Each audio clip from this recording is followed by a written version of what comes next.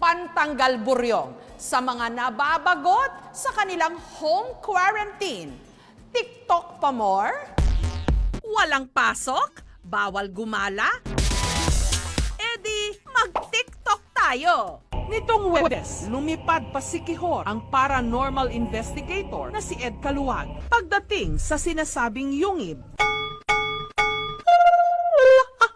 TikTok pa more! Ayun nga palang prutas, labas mo na rin. Yung binili niyo po, sir? Ubus na ba yung ninakaw ko? Kasi mas matamis yun eh.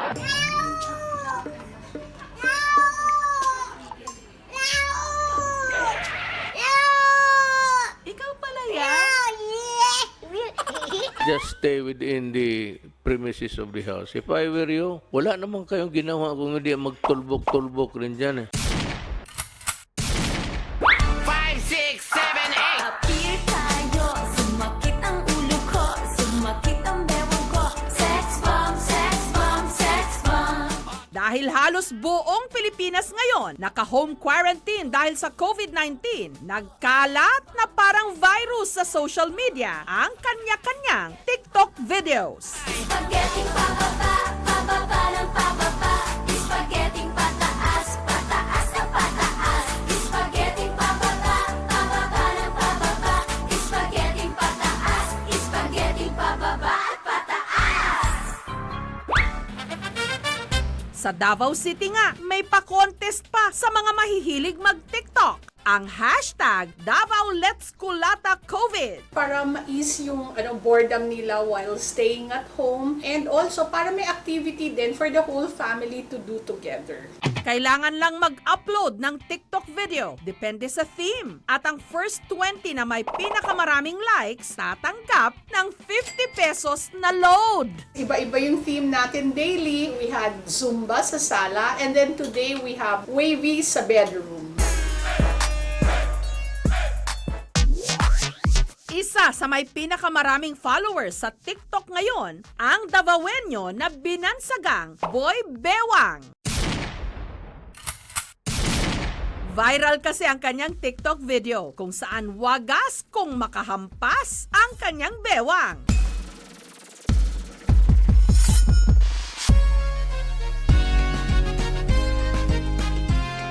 Siya si Philip Te, mas kilala bilang si Davao Konyo. Okay mga bakla, 30 minutes na lang daw mag-end of the world na. So, okay na ba yung mga carpets na ilagay na ba? Okay, sige. Yung stairs, nalinisan na ba? Okay, good. Yung catering na tawagan, okay? When I started using TikTok, doon ko na-discover na pwede mo palang gawin kahit ano. Pwede kang sumayaw, pwede kang kumanta, pwede mong gayahin yung paborito mong artista. Yun talaga yung biggest selling point ng TikTok para sa akin kasi you have the creative freedom. You can be anyone you want to be sa TikTok. Doon naman sa Shakira video, it was really random. Plinay ko lang siya. Tapos ako, paano ko ba sasayawin to? Kasi hindi ako marunong sumayaw. So sabi ko, gagawin ko na lang OA. Mamatay na ba ako? Ulo yung bewang, yung dibdib, yung tuhod. Isa ka sex bomb! Appear tayo, sumakit ang ulo ko. Paraan din daw ito ni Philip para malibang, lalo't ang kanilang pamilya, meron ngayong pinagdaraanan. Just November last year, my mom was diagnosed with breast cancer and it was very shocking to everyone, of course. Nasa bahay na ako most of the time. Dati kasi I could always go outside to work. Kailangan mo rin kasi i-consider yung mga kasama mo sa bahay, especially na may breast cancer si mama and mas madali siyang dapuan ng sakit kasi she's undergoing chemo. If you're given that option to stay home, consider yourself blessed and siguro, just make use of your time na lang siguro para mas makilala yung sarili nyo better, para bond with your family, learn a new skill. May TikTok dyan, pwede kayong mag-showcase ng talent sa TikTok. Ipakita kung ano yung kaya nyong gawin.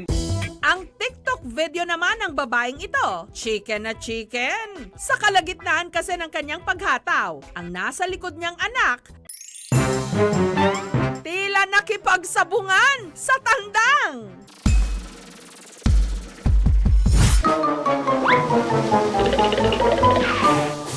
Siya ang 22 anyos na si Jenilyn. Nag-take ako ng TikTok tapos hindi ko po namalayan na pumunta yung anak ko sa likod. Nakikita rin niya po yung inahin naming manok doon sa probinsya po. Kaya hindi siya natatakot. Kita ko na lang po paglayad ko. Nakita ko po yung anak ko na tinutukan ng manok. Agad naman daw sinaklolohan ni Jenilyn ang kanyang anak na si Ashley. Mabuti na lang at galos lang ang inabot ng bata. Ba't kaya? Masama daw po akong ina, pinapabayaan ko daw po yung anak ko. Pero hindi naman po yung sinasadya. Naalagaan ko naman po siya, nagkataon lang po yun. At sa pagkakataong ito, tatapusin na raw niya ang naunsyami niyang paghataw. Siguraduhin mo lang, Teha, na ang iyong anak hindi na makikipagsabong sa tandang.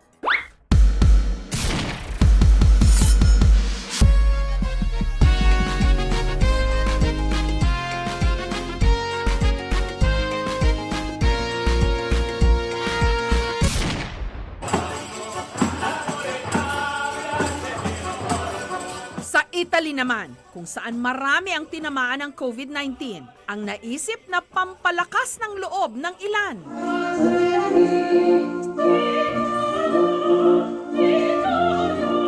Ang sabayang pagkanta sa balkonahe, community singing.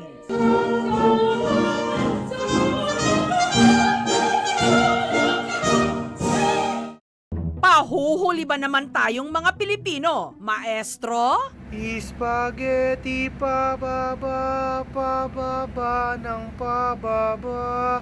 Spaghetti pataas, pataas ng pataas. Ang boses sa likod nito, si Joke. At joke-joke lang daw niya ito. Out of boredom, out of fun lang talaga. Kasi parang ang negative na rin nung mga nababasa ko articles sa Facebook. Gusto lang daw kasi ni Joke na pagaanin ang sitwasyon, lalo pat sa kanilang bahay. May 2 medical practitioner na kabilang sa mga frontliner laban sa COVID-19. Pag galing sa duty, naka-social distancing talaga sila. Nag-set up kasi yung mom ko at yung brother ko ng sanitation zone right before you enter the house. We're required to change our footwear, tapos diretso ligo, diretso hamper yung mga nagamit na damit. Basic safety precautions talaga. Spaghetti pababa, pababa ng pababa. Spaghetti pataas, pataas ng pataas. Sa panahong quote-unquote na tayo sa bad news, maawa ka na sa amin 2020. Time out muna. Let's TikTok. Spaghetti pababa, pababa ng pababa. Spaghetti pataas, spaghetti pababa at pataas. Tweet na gamit ang hashtag KMJS. Sa TikTok, lahat pantay-pantay. Walang mayaman, walang mahirap. Sikat man o hindi, in whatever size and shape, basta't may ibubuga. Sa dami ng mahuhusay sumayaw ngayon sa TikTok, huwag maliitin ang isang ito. Kahit pa halos 2.5 ruler lang ang taas niya, nariyang kumasa sa iba't ibang dance challenge with matching costume pa. Buwis buhay din siyang tumatumbling. Gumugulong-gulong pa sa tubigan. Siya ang TikTok sensation ngayon, ang small but terrible dancer ng antike, si Renz. Tinutulungan ako ni Sir John Paul sa pagbibihis ng costume at props. Nag-iisip ng mga content namin sa mga TikTok at saka sa YouTube namin. Siya po yung nabibideo po sa akin. Ayon sa ina ni Renz, ipinaglihi niya raw ang kanyang anak sa Santo Niño de Cebu. Nahawakan ko po yung kamay. Pinagdadasal ko po yung pagbubuntis ko po na sana okay po siya pag lumabas siya. Ayon sa midwife na nagpaanak, si Renz, merong kondisyong growth hormone deficiency o dwarfism. Hindi ko po maabot yung mga bagay na matataas. I-adjust po yung sarili ko na makaupo. Mahirap po maglakad kapag malayo. Yung binubuli po nila ako, nanok, yan po yung tinatawag nila sa akin. Imbes na magpa-apekto, ibinuhos na lang ni Renz ang kanyang atensyon sa pag-aaral. At mula raw nung sumikat siya sa TikTok, Marami po na itong magpa-picture po sa akin. at mukhang on a roll talaga si Renz dahil luma-love life na siya. Take note, 3 years na sila ng kanyang real-life Barbie na jowa, si Ivy. Loyal lang ako, loyal lang sa'yo. Kahit na anong mangyari, loyal lang ako, loyal lang sa'yo. Ito Nagtatagal po kami dahil po sa patitiwala namin po sa isa't isa. Hindi ako tulad ng mayaman na kayang ibigay ang lahat ng gusto mo. Nakakasundo po kami ni Ivy sa mga bagay po at sa mga nagawa namin. Magkaklase sina Renz at Ivy noong senior high school pa lang sila, kung saan na love at first sight daw si Renz sa dalaga. Tumibok yung puso ko dahil po sa mabait po siya, maalaga at maganda po siya. Ang dating torpe, dumiskarte. Unti-unti ko siyang nililigawan. Araw-araw ko na po itong nililagyan sa kanyang upuan. Sinasamahan ko po siya swing recess, tapos sa pag-uwi po. At si Ivy na fall. Na-inlove po ako dahil sa mga effort niya sa akin, sa mga paglalambing niya. Natutunan ko po siyang mahalin. Wala akong hoto, wala akong dating, wala akong yaman. Ang kayang gawin ko lamang ay buhos ang lahat ng pagmamahal at paglalambing. Pero dahil sa kanilang pag-iibigan, naglabasan ng mga mosang. Inahayaan po namin sila na dahil naman po salita lang po yan. Sa kabila ng lahat, going strong sila at hindi papatinag. Pinili ko si Renz kasi alam ko naman po na kahit ganyan siya, loyal po siya sa akin. Lahat ng gusto mo ay aking susunod. Loyal lang sa'yo. Kahit na anong mangyari, loyal lang ako. Loyal lang sa'yo. Maasahan mo palagi. Hindi ko po siya kinakahiya. Kaya kahit ano pong judge ng iba dyan about sa kanya, mas maging proud pa po ako sa kanya. Loyal lang ako. Loyal lang sa'yo. Maasahan mo palagi. Kung palambutan naman ang katawan, tinapos na niya ang laban. Hanep bumali-bali ng katawan. Ang viral ngayong 7 taong gulang na batang si Colleen. Sa malamig, sa malamig. Sa malamig, sa malamig.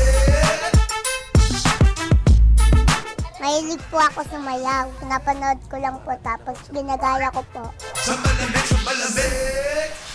Mana raw si Colleen sa kanyang inang TikTokeris din. Ako po ang nagbibideo sa kanya pag nagtitiktok siya. Nakuha niya yung pagsasayaw sa akin. Dati rin po ako sumasayaw. Marami man ang natuwa sa kanyang sayaw para kay Colleen. Isa lamang itong libangan para maibsan ang kanyang pinagdaraanan. Sa maliit na bahay na ito sa Malate, nakatira sina Colleen. Sa kanyang edad na 7 taong gulang, ang kanyang height 2 feet 5 inches lang. Si Colleen kasi may dwarfism, may tubig din siya sa ulo. Lahi na po nila ng papa niya yon. May bukol po siya sa liig. Ang tawag po doon ng doktor, cystic hydroma. Hiwalay na ang mga magulang niya, kaya ang ina ni Colleen na si Ronalyn, pinagkakasya ang kakarampot na kinikita niya sa pagtitinda. Mag-iisang taon din po yata kaming napatira sa sidecar. Sa tricycle niya po kami natutulog. Todo kayod lang po kami. Kahit po bumabagyo, nasa kalsada pa rin po kami. Pag lasing po si Papa, nagagalit po sa kanya. Inaaway niya po si Mama. Sabi ko kay Papa, Pa, tulog lang yan pa. Tulog ka na, wag mo away si Mama. Nalulungkot po ako, naghihiwalay sila, Mama at Papa. Hindi po totoo yung pinababayaan ko po yung anak ko. Pinupuntahan ko po, tapos yayayain ko po kumain. Tapos bibigyan ko ng pera.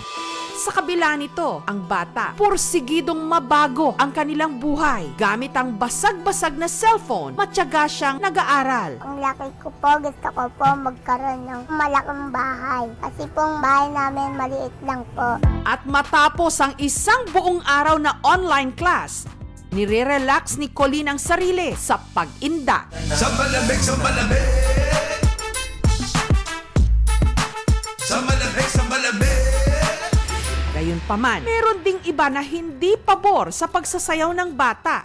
Dahil bata po siya, wala pong mali siya yung mga nasayaw niya. Dahil gusto niya lang pong sumayaw. Binabantayan ko naman po siya. Lumalabas po sila minsan para may makain sila dahil binibigyan sila ng mga tao. May face mask po siya. Binabantayan po sila. Hindi po totoo na pinababayaan po namin si Colleen. Ang hindi nila alam, may sumusubaybay sa mga videos nila. Walang iba kundi ang sikat na sikat pagdating sa sayawan at certified ding TikTokerist si Niana Guerrero.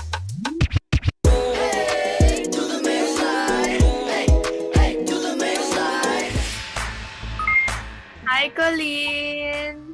Liana. Ang cute! Sa malamig. Napapanood ko sa TikTok. Ang galing! Ito nga din eh. Sa malamig. Tapos bukol po ako. Hindi yun halata kasi ang galing mo sumayaw. Di ba masakit habang sumasayaw? Kaya nga eh, pang palagi na dito. Ganda ng kapatid mo ah. Ginagaya ka ah. Andito na siya. Say hi! Hi. Kilala ka niya. Napapanood ka niya. Andito si Kuya Rans. Oh. Hello, Hi, Colleen. What's up, yo? How are you? Okay lang po. Sa malamig. Yeah!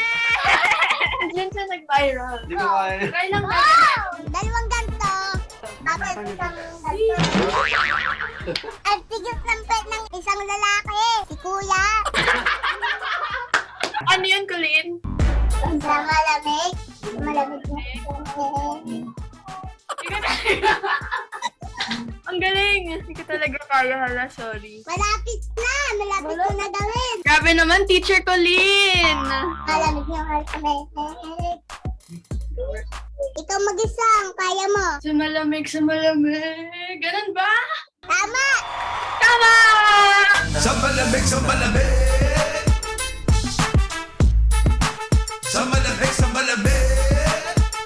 Ipagpatuloy mo lang yung ginagawa mo. Kung anong gusto mo gawin, gawin mo. Masaya sumayaw, di ba?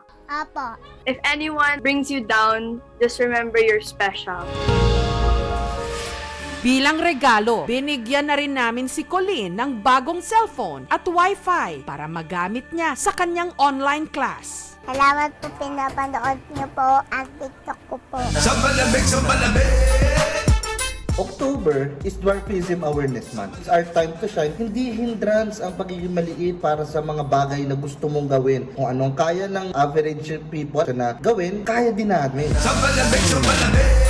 Ano man ang kanya-kanya nating pinagdaraanan, tuloy pa rin ang sayaw ng buhay.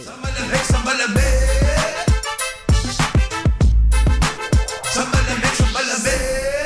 Meron ka bang kwentong pang KMJS? Itag lang o i-mention ang aming programa at i-KMJS na yan!